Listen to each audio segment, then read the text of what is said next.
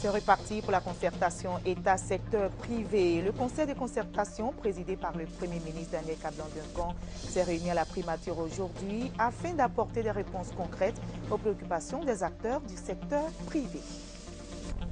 La population paye cher les marchandises, faute de mauvais réglages des instruments de mesure par les commerçants. Le ministère du Commerce a donc entrepris depuis le mois de juin la vérification des instruments de mesure. Nous ferons le point dans cette édition. Au Mali, le nouveau Premier ministre travaille à former son gouvernement. Oumar Tatam se dit prêt à relever les défis pour redresser son pays meurtri par 18 mois de crise politico-militaire. Bonsoir à tous. Merci à vous tous de choisir le journal du RTI 1 pour vous informer.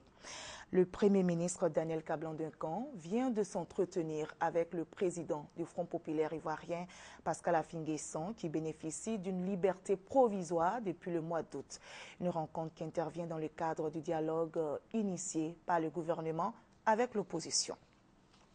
Je vous propose à présent d'écouter le président du Front populaire ivoirien après cet entretien avec le Premier ministre Daniel Kablan-Duncan. Quand on sort d'où je viens, on est un peu comme un étranger. Et comme on le dit, l'étranger a de gros yeux, mais parfois il ne voit pas grand-chose. Et donc je préfère ne pas me prononcer sur la nature de ce cadre permanent de dialogue. Ce qu'il faut souligner, c'est l'intérêt du dialogue. Le fait que le dialogue existe, c'est déjà un point important. Que cela soit dans le cadre du cadre permanent de dialogue ou dans le cadre d'un dialogue direct, il faut saluer, je dirais, l'existence de ce processus de dialogue, mais faire en sorte aussi que ce dialogue ne s'éternise pas. Parce que je crois qu'il y a quand même plus d'un an, presque 18 mois, que le dialogue a lieu entre le gouvernement et l'opposition. Il faut passer à la concrétisation. Parce que plus le temps passe, évidemment, plus les questions se complexifient. Il est donc important que le dialogue avance rapidement et que sur les questions essentielles pour la marche de l'État et pour la paix, la tranquillité et la prospérité de nos compatriotes, que nous puissions passer aux actes. Pascal Affi-N'Guessan, qui bénéficie d'une liberté provisoire depuis le 6 août, doit reprendre officiellement son poste de président à la tête du FPI demain au cours d'une cérémonie de passation des charges avec Sylvain Miaka-Oreto, qui assurait jusqu'ici l'intérim. Ajoutez que cette rencontre avec le FPI avait été annoncée par le Premier ministre Daniel Kablan-Duncan lors de sa rencontre d'hier avec la presse, une rencontre qui marque la reprise du dialogue avec les partis politiques membres du CPD, cadre permanent de dialogue des rencontres en vue de favoriser la réconciliation nationale. Sur place à la primature, d'autres audiences du Premier ministre Daniel Kablan-Duncan. Nous en reparlerons dans quelques instants. On revient donc sur le dialogue, sur la rencontre de concertation que préside le Premier ministre Daniel Kablan-Duncan avec le secteur privé. Le gouvernement a la ferme volonté de faire du secteur privé le principal moteur de la croissance économique de la Côte d'Ivoire. Le Premier ministre Daniel Kablan-Duncan, en le rappelant ce vendredi, s'est félicité de la réunion qui s'inscrit dans le renouveau du partenariat gagnant-gagnant entre l'État et le secteur privé, un partenariat qui est au centre de la stratégie de développement économique et social de la Côte d'Ivoire. L'objectif, c'est de faire en sorte qu'il y ait, disons, une connivence, je veux le même dire, entre le secteur privé et national et le gouvernement, de manière à ce que ça devienne réalité, ce que nous disons, que le secteur privé national et international soit en Côte d'Ivoire le moteur de la croissance. Il y a beaucoup de choses qui peuvent être faites. Et c'est de tout ça dont nous avons parlé. Nous allons développer davantage de manière à ce que nous obtenions des résultats donc, très importants pour évidemment l'amélioration des conditions de vie donc, de nos concitoyennes et concitoyens. Le conseiller de concertation État-secteur privé de cette fin de semaine s'est penché sur 7 points comprenant le transit routier inter-État, la revalorisation de la redevance de sûreté portuaire, la participation du secteur privé national au forum Investir en Côte d'Ivoire et au financement du plan national de développement. Nous, au niveau du secteur privé, nous repartons totalement satisfaits et rassurés par cette première réunion. Et nous sommes convaincus que les prochaines réunions vont nous permettre d'élever, j'allais dire, tous les obstacles qu'on voit par-ci, par-là et qui constituent encore des freins pour le développement de l'économie. On a aussi parlé du prochain forum Investir en Côte d'Ivoire 2014, que nous allons préparer ensemble avec le gouvernement. Et là, nous avons pris bien note de ce que le Premier ministre a souhaité, c'est-à-dire qu'il y ait une implication très forte du secteur privé. Le Conseil de concertation État-secteur privé, présidé par le Premier ministre, se réunit une fois par trimestre. C'est l'occasion de prendre des décisions, de faire des arbitrages ou de donner des orientations en vue de la prise de décision dans les meilleurs délais sur les préoccupations du secteur privé ivoirien. Et c'était donc le reportage d'Hugues Blé concernant la rencontre État-secteur privé présidée par le Premier ministre Daniel Kablan-Duncan. Et l'objectif est clair, apporter des réponses concrètes aux préoccupations des acteurs du secteur privé. Les ministres de l'économie et des finances de la CEDEAO sont en réunion à Abidjan. Ils vont finaliser les acquis pour une monnaie unique utilisée par les populations de la sous-région ouest-africaine en 2020. Avant eux, les experts de la CEDEAO ont travaillé sur la question. On en sait plus avec Mamadou Kwasi. La volonté des chefs d'État de la CEDEAO de créer une monnaie unique pour l'espace communautaire se précise davantage. Réunis à Abidjan pour la 7e session ordinaire du Conseil de la convergence de la CEDEAO, les ministres de l'économie et des finances finalisent des acquis afin d'aboutir à une intégration monétaire et économique en 2015. For the Anglophone countries and le groupe anglophone et le groupe lusophone, qui devrait parvenir à une monnaie unique en 2015, une monnaie qu'on pourrait appeler ECO. Donc, une fois que cette monnaie est atteinte en 2015, il faudra maintenant aspirer à la monnaie unique qui va regrouper le CFA et qui va regrouper l'ECO. Et cet échéancier est fixé pour l'année 2020. Cependant, il y a des problèmes. Il y a notamment le problème de savoir quel est le niveau de réserve qu'il faut avoir. Est-ce qu'il faut 5%, est-ce qu'il faut 20% et quel est le seuil du taux de déflation également. Donc ce sont des critères à définir également. La ministre déléguée auprès du Premier ministre, chargée de l'économie et des finances, souhaite que cette intégration soit effective afin de faciliter les échanges et les déplacements dans l'espace communautaire. Une région sans frontières où règne la paix et l'harmonie, s'appuyant sur une bonne convergence dans laquelle les populations peuvent avoir accès aux énormes ressources et les mettre en valeur à travers la création d'opportunités pour un développement durable et la préservation de l'environnement. Les conclusions de la rencontre d'Abidjan seront soumises aux chefs d'État au cours de leur prochaine Assemblée générale. Des chefs d'État qui veulent passer de la CEDEAO des États à la CEDEAO des peuples. La question des États fragiles préoccupe les dirigeants africains. Ils sont tous unanimes. Cette situation de fragilité constitue non seulement un frein au développement, mais aussi une menace pour les autres États. Il faut donc agir et vite. Un panel de haut niveau pour envisager la prospérité des États africains est mis en place par la BAD. Ce panel tient une rencontre au Libéria. La Côte d'Ivoire y participe. Le reportage de Mamadou Kwasi. Au centre de cette rencontre du panel de haut niveau sur les États fragiles en Afrique, la progression de l'engagement de la Banque africaine de développement dans les États fragiles et la fourniture d'une plateforme de consultation. Il a été soumis à ce panel dirigé par la présidente du Libéria, Ellen Johnson Sirleaf, et à son équipe de faire une analyse diagnostique sur la question de la fragilité, ainsi que la stratégie idoine de construction d'un environnement favorable à la paix. Le manque d'emploi, le chômage conduit donc à la fragilité et quelquefois au conflit. Ce pays est considéré comme à risque, mais si on n'investit pas pour pouvoir donc créer l'emploi et maintenir les jeunes, on ne s'en sort pas.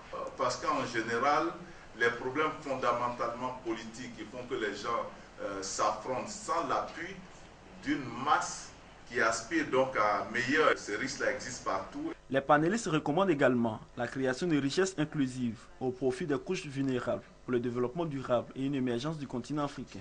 Il faut signaler que 20 États africains, dont la Côte d'Ivoire, sont considérés comme fragiles et abritent 200 millions de personnes. Une situation qui pourrait freiner la croissance économique du continent. Pour garantir ces efforts, la BAD, la Banque africaine de développement, s'est investie à travers un fonds afin de soutenir ces États fragiles. Une initiative entamée depuis le 2008. Les populations payent cher les marchandises. Faute de mauvais réglages des instruments de mesure par les commerçants, le ministère du Commerce a donc entrepris depuis le mois de juin la vérification des instruments de mesure. Quels ont été les résultats sur le terrain? Réponse avec Maïssa Kour. Dans le quartier de Port-Boué, à quelques encablures de l'abattoir, Amédi Tourak s'affaire dans sa boutique. Mais ce samedi, à la différence des autres jours, il doit recevoir la visite d'une équipe du ministère du Commerce. Nous allons d'abord procéder à la vérification de la balance pour voir si elle fonctionne encore normalement. Donc j'ai une masse étalon de 2 kg. Les 2 kg sont respectés comme c'est indiqué là-dessus. Donc la balance, elle est bonne.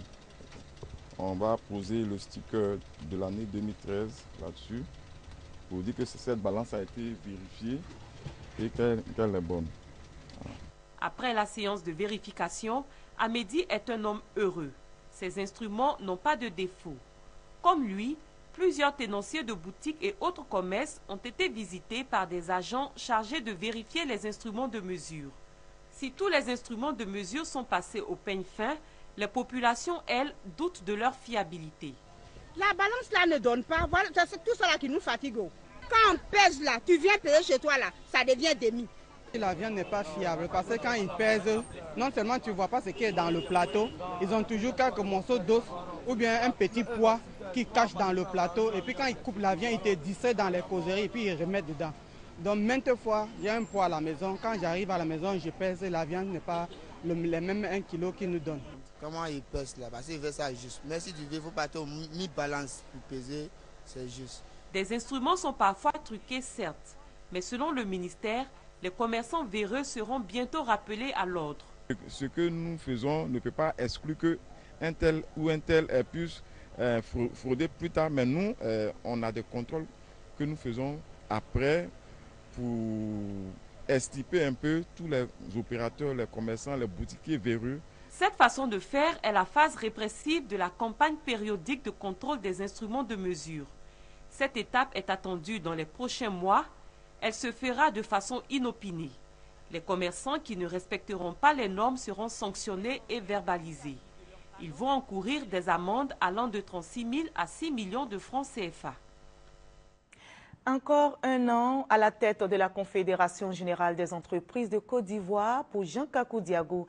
Ainsi en a décidé l'Assemblée générale mixte de la CGC tenue hier à Abidjan. Précédée du conseil d'administration, l'Assemblée générale mixte de la CGC a permis de repréciser les défis des entreprises ivoiriennes, des défis que devrait relever le nouveau président, notamment l'amélioration permanente d'un cadre propice de développement des entreprises en Côte d'Ivoire. Nous prenons la direction de Yamoussoukro, où les acteurs des filières anacarde et coton avec le ministère de l'Agriculture sont en réunion. 2e jour de travaux, ils réfléchissent à la nouvelle réforme dans les filières anacarde et coton. Retrouvez notre envoyé spécial sur place, Noël Ngagno. La loi portant réforme des filières anacarde et coton est adoptée depuis le 23 août dernier par l'Assemblée nationale. Et il faut maintenant la rendre opérationnelle dans les meilleurs délais, parce que vital pour plus de 5 millions de producteurs, sans oublier les transformateurs et graineurs et autres.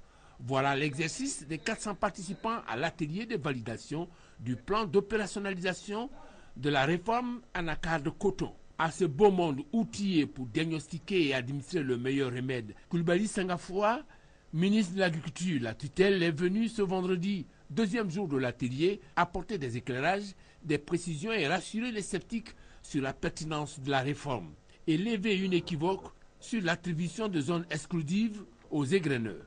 Il faut bien sûr une attribution selon un cahier de charge de zones exclusives à chaque égreneur.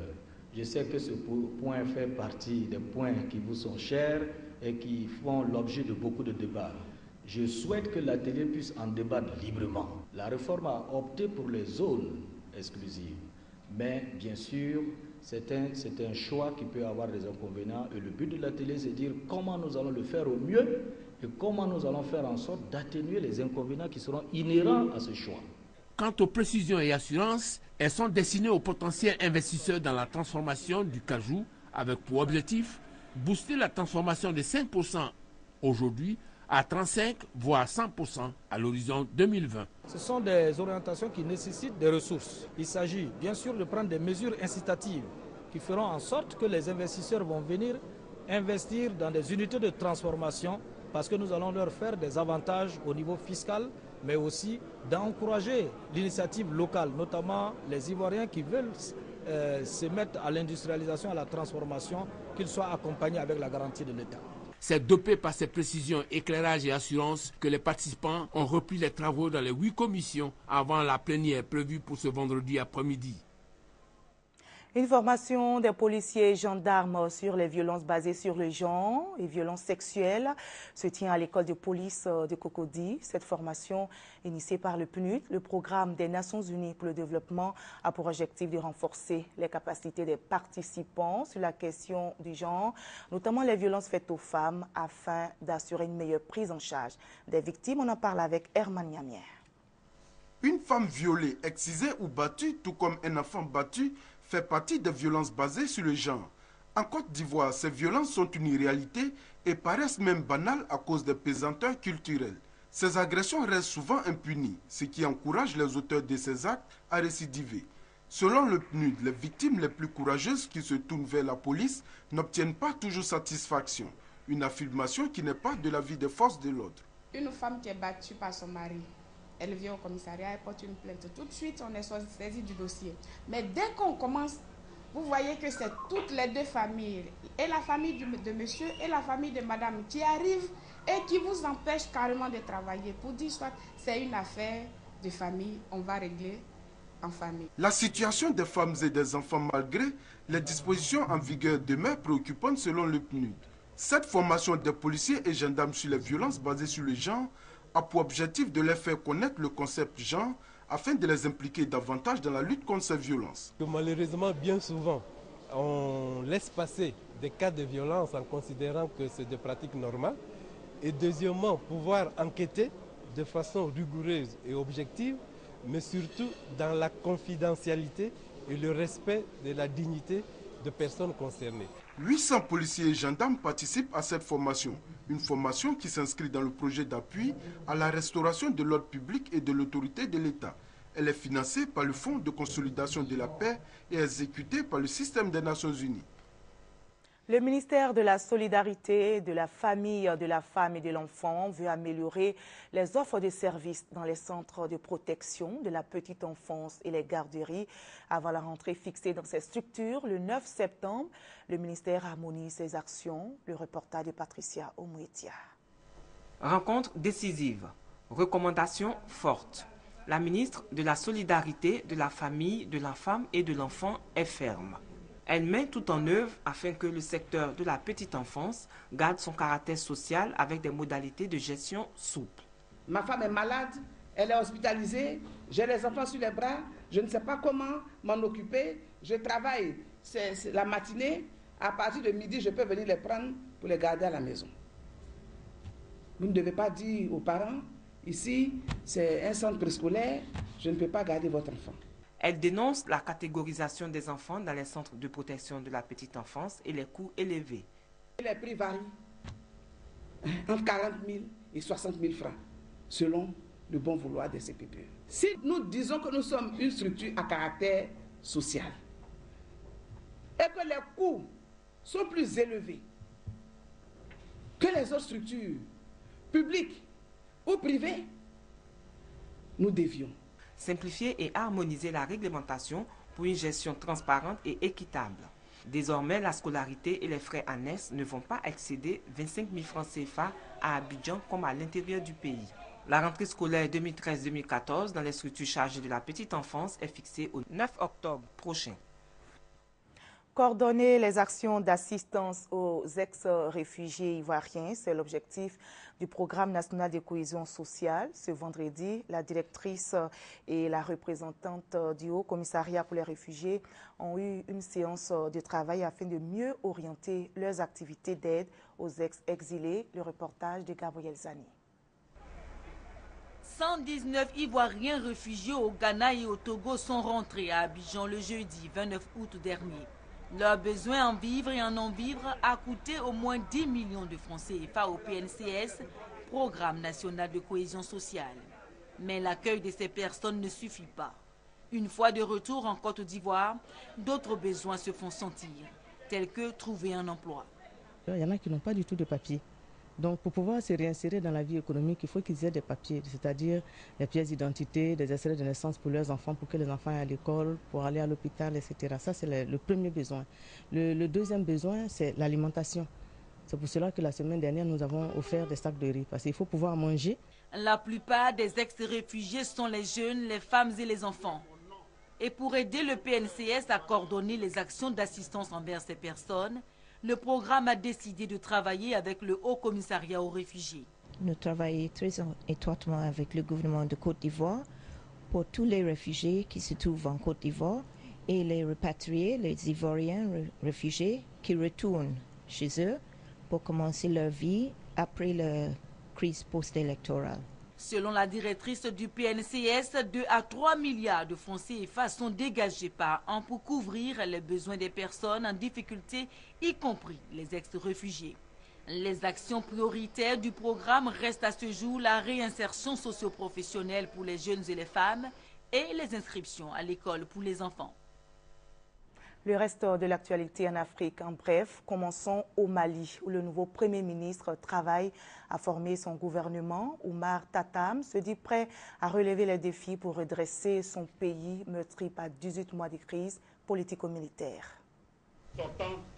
Le Mali a un nouveau Premier ministre. Oumar Tatamli fait ses premiers pas en politique. Ce banquier de 49 ans, nommé par le président Keïta, était jusque-là conseiller spécial du gouverneur de la Banque centrale des États de l'Afrique de l'Ouest.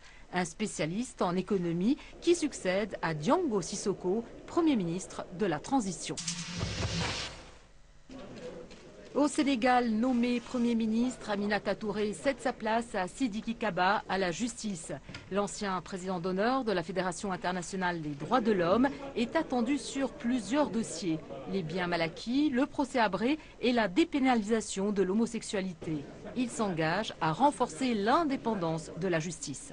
Je veillerai à ce que la justice s'exerce dans l'intérêt supérieur de l'État du Sénégal, mais en veillant à ce que cette justice soit au service du justiciable. Au Mali, toujours, le nouveau président, vous le savez, a dévoué son mandat à la réconciliation nationale. Le mouvement national de l'Azawad réagit face à cet engagement.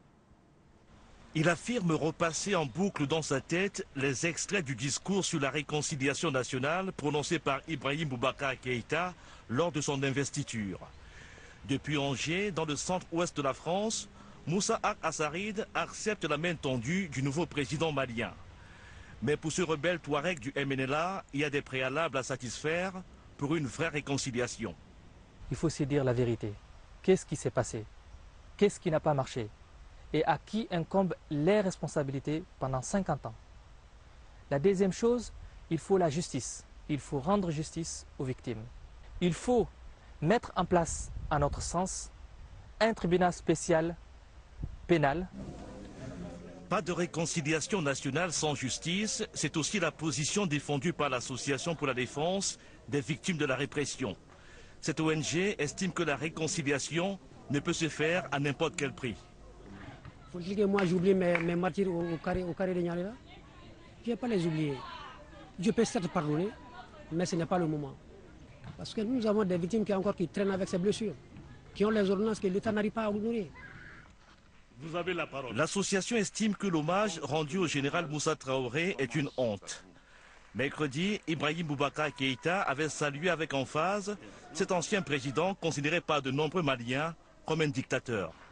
Votre présence ici aujourd'hui ne me surprend guère. Elle est le fait du grand républicain que vous êtes, en général. La déclaration du président Ibrahim Boubacar Keïta pour ce journaliste malien s'inscrit dans la logique de la réconciliation du Mali avec son passé. On est dans une mouvance de réconciliation qui veut que on dépasse, que chacun soit capable de dépassement, mais il ne s'agit ni aucunement d'oubli. Les Maliens attendent de leur nouveau président des actes forts allant dans le sens d'une véritable réconciliation nationale. Compte tenu de l'émotion que soulève cette question, la tâche d'Ibeka s'annonce très difficile. La situation économique s'est améliorée. C'est le premier constat du communiqué final du G20 de Saint-Pétersbourg en Russie. Mais la menace d'une intervention militaire en Syrie a étouffé le débat sur l'économie. La division sur le dossier syrien demeure. Le président américain Barack Obama et le russe Vladimir Poutine ont finalement parlé en tête-à-tête, mais chacun est resté campé sur sa position. Les chefs d'État et de gouvernement des pays du G20 ont clôturé le sommet de Saint-Pétersbourg par l'inévitable photo de famille, mais une famille éclatée et paralysée par ses divisions sur le conflit syrien qui a pris le dessus sur les autres dossiers. Le ton avait été donné par la poignée de main et des sourires très protocolaires échangés entre Barack Obama et Vladimir Poutine, dont les rapports n'ont jamais été aussi tendus. Hôte du sommet, le président russe avait prévenu que les discussions sur le dossier syrien ne se feraient que lors du dîner. À l'arrivée, les échanges ont été à l'image de ces apartés entre pays alliés mais pas d'accord. Les dirigeants restent en effet partagés sur la menace de frappe américaine et française, soutenue par la Turquie et l'Arabie saoudite, contre le potentiel chimique de Bachar el-Assad. La Russie, la Chine et les pays émergents tels que le Brésil, l'Inde et l'Afrique du Sud y sont opposés. Quant aux autres, ils sont soit pour avec feu vert de l'ONU, soit sans position officielle. Face à l'inertie du G20 et la paralysie du Conseil de sécurité, les dirigeants du monde sont désormais suspendus à 2 échéances. Nous devons attendre. Le Congrès américain doit encore décider et nous insistons collectivement sur l'importance du processus des Nations Unies.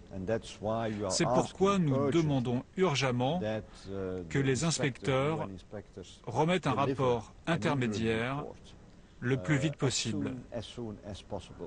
En attendant, la tension continue de monter entre les deux grands. Selon le New York Times, Barack Obama a demandé au Pentagone d'élargir le champ des cibles potentielles en Syrie.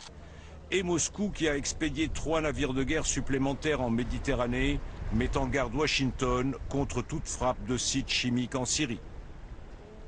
Et en sport, Didier Zokora regagne la sélection nationale. Le défenseur international ivoirien qui a claqué la porte mercredi dernier a retrouvé le groupe de Sabri Lamouchi. Selon l'entraîneur, Didier Zokora avait déserté le regroupement avant la séance d'entraînement pour des raisons qui lui sont propres. Le sort du défenseur des éléphants devrait être décidé ce vendredi même. Et en France, les Jeux de la francophonie s'ouvrent demain à Nice. Les ministres ivoiriens des Sports, de la Culture et de l'Environnement ont rendu visite aux athlètes ivoiriens qui doivent prendre part à ces Jeux de la francophonie. Le reportage d'Anne-Marie Nguissan.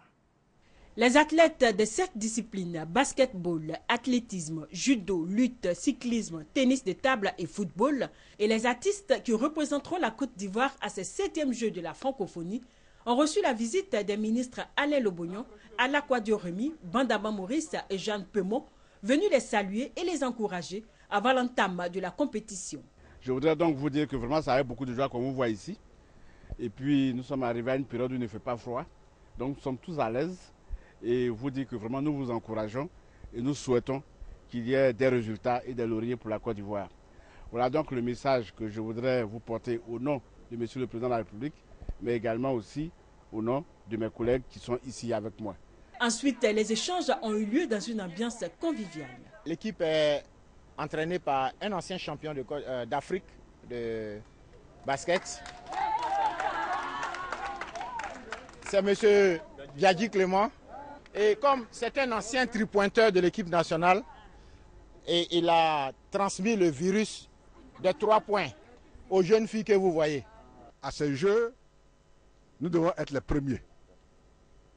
Vous êtes donc les défenseurs d'une Côte d'Ivoire qui se réconcilie. Et dans toutes ces composantes, vous êtes là, jeunes de Côte d'Ivoire, et c'est sur vous que le chef d'État compte. Et c'est pour cela qu'il est là en personne. La Côte d'Ivoire entre en lice ce samedi 7 septembre avec les basketteurs qui seront face aux Polonais et les lutteurs Alayi Aboulaye, Benietano Rosalie et Kanga Isabelle Éléonore qui connaîtront leurs adversaires respectifs dans la matinée de ce samedi après la pesée. Et pour l'éliminatoire de la Coupe du Monde 2014, sachez que les éléphants rencontrent demain à partir de 16h les Lions de l'Atlas du Maroc. Rendez-vous donc demain. Moi, je vous dis au revoir. Portez-vous bien.